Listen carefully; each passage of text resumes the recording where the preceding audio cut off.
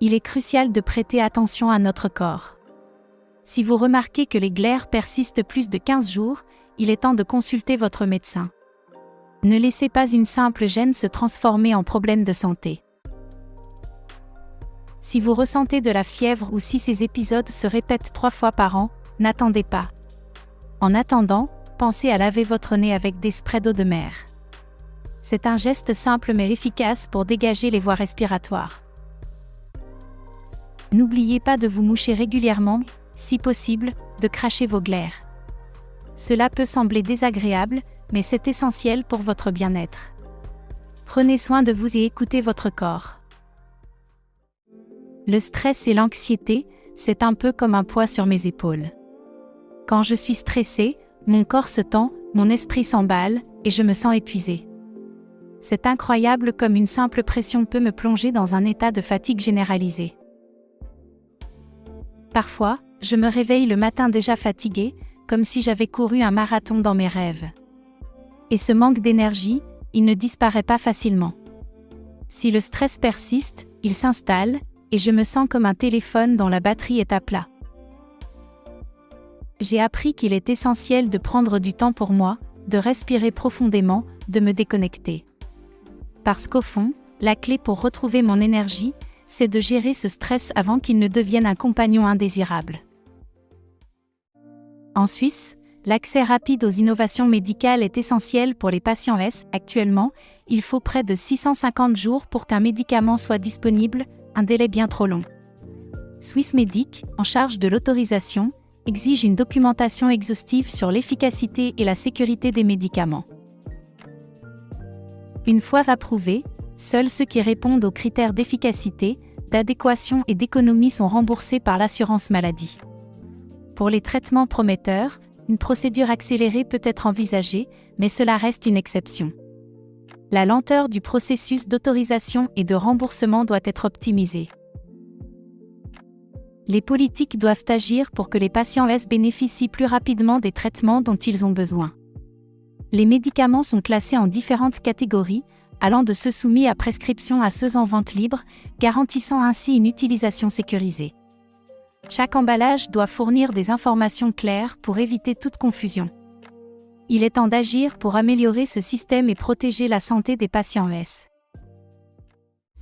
Trouver un bon médecin généraliste pour enfants peut sembler compliqué, mais c'est essentiel pour leur santé.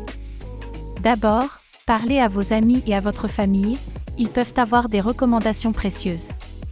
Les enseignants de crèche sont aussi une bonne ressource. Ensuite, n'oubliez pas de consulter les avis en ligne sur des sites comme Doctolib ou Google Reviews. Cela vous donnera une idée de l'expérience d'autres parents. Vérifiez aussi la spécialisation du médecin, certains généralistes ont une formation en pédiatrie. La proximité est cruciale, surtout en cas d'urgence, alors assurez-vous que le médecin est facilement accessible. Lors de la première visite, observez comment il interagit avec votre enfant et si l'environnement est accueillant. Enfin, consultez les annuaires professionnels pour vérifier ses qualifications. Prenez le temps de bien choisir, c'est un investissement dans la santé de votre enfant. Trouver un bon médecin généraliste, c'est essentiel pour notre santé. D'abord, n'hésite pas à demander des recommandations à ta famille ou à tes amis.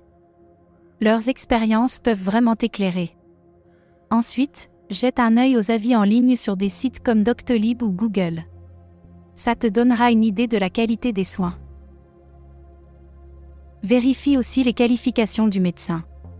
Assure-toi qu'il est bien inscrit à l'ordre des médecins. C'est un gage de sérieux. Pense à la proximité géographique, un médecin près de chez toi, c'est tellement plus pratique. Et n'oublie pas de vérifier ses horaires de consultation pour éviter les mauvaises surprises.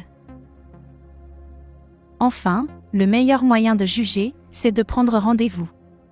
Écoute ton ressenti, un bon médecin doit te mettre à l'aise, écouter tes préoccupations et expliquer clairement les traitements. Avec ces conseils, tu es prêt à trouver le médecin qui te convient. La leçon la plus mémorable que mes parents m'auraient transmise serait sans doute l'importance de la résilience. Apprendre à affronter les difficultés avec force et patience, tout en restant fidèle à soi-même, est essentiel pour naviguer dans la vie. En grandissant, nos priorités évoluent. Au début, on se concentre sur la réussite académique ou professionnelle. Puis, avec le temps, des valeurs comme la santé, les relations et l'épanouissement personnel prennent le devant de la scène. Quant au plus beau jour de ma vie, je pense qu'il serait unique, peut-être un moment partagé avec des proches, où je me sentirais pleinement alignée avec moi-même. Ce jour-là, le bonheur serait palpable, et chaque sourire échangé serait une célébration de la vie. Et toi, quelles seraient tes réponses à ces questions ?